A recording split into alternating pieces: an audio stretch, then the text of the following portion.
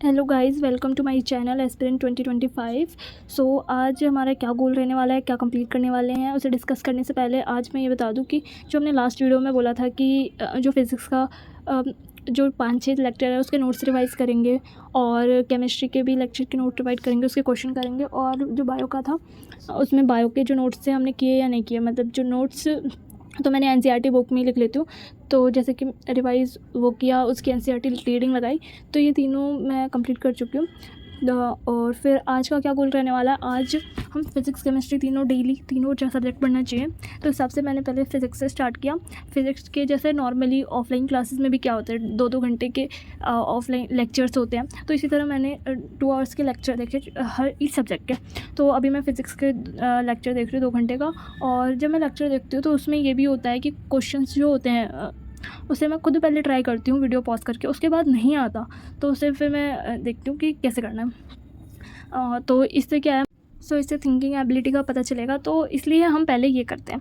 उसके बाद हमने जैसे ये कर लिया, उसके बाद अब क्या करना है हमें कि मैच करना है कि आंसर सही है या नहीं है। नहीं आता तो नेक्स्ट में देखना है क्या करना है। तो इस तरह मैंने फिज़िक्स के 2 घंटे का लेक्चर अटेंड किया और उसके बाद मैंने इसके नोट्स देखे और साथ साथ इंपॉर्टेंट पॉइंट्स देखे। उसके बाद केमिस्ट्री की बारी आती है, तो केमिस्ट्री में मैंने same as it is 2 hours के लेक्चर देखे, जो भी था जितना 2 घंटे में मैं मतलब लेक्चर ले सकती थी उतना लिया। उसके बाद जो पॉइंट्स इंपॉर्टेंट थे वो लिखे, और नोट्स मैं मेनली पीडीएफ से रिवाइज़ करती हूँ, क्योंकि मेरे पास इतना टाइम नहीं है कि वो नोट्स लिखूँ, बल्कि शॉर्ट नोट उसके साथ प्रिपेयर कर सकते हैं, तो वो मैं करती हूँ। और जो क्वेश्चंस है इसके वो प्रैक्टिस करते हैं। तो ऐसी केमिस्ट्री का मैंने 2 आवर्स का लेक्चर, और जिससे मैं अभी पढ़ रही हूँ केमिस्ट्री, जो फिज़िकल केमिस्ट्री ये इनऑर्गेनिक ऑर्गेनिक, तो इनऑर्गेनिक केमिस्ट्री में ये तेज़ तरह से बढ़ रही है, जो कि पीडब्ल्यू की है। तो मैंने ये केमिस्ट्री किया। उसके बाद नेक्स्ट अगर हम आते हैं तो बायो का भी मैंने सेम एज इट इज़ किया।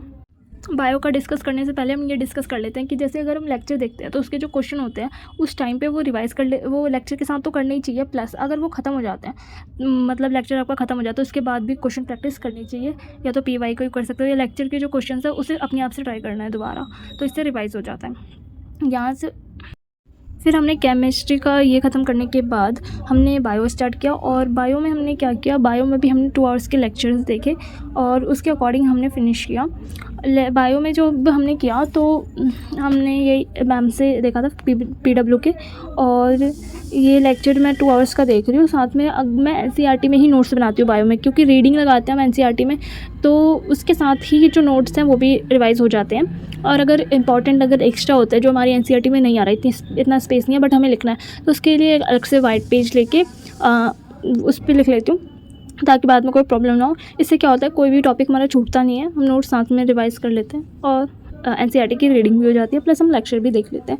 सो ये हमने बायो का किया 2 आवर्स का। So that's all. हमारा टुडे का हमने 6 आवर्स के लेक्चर अटेंड किए, प्लस में जो नोट्स है, लेक्चर देखने में टाइम तो लग जाता है बिकॉज ये तो बहुत 2 आवर्स का है, उसके बाद हम पॉज करके लिख रहे हैं तो उसमें टाइम लग जाता है, और इसके साथ रिवाइज़ करना है मोस्ट इंपॉर्टेंट, तो वो मैंने किया। आप बताओ ये मुझे और एक्स्ट्रा क्या करना चाहिए जिससे सिलेक्शन हो, और क्या मैं गलती कर रही हूँ कुछ, जो भी आपको लगे वो आप मेरे से शेयर कर सकते हो। Thank you guys, thank you so much.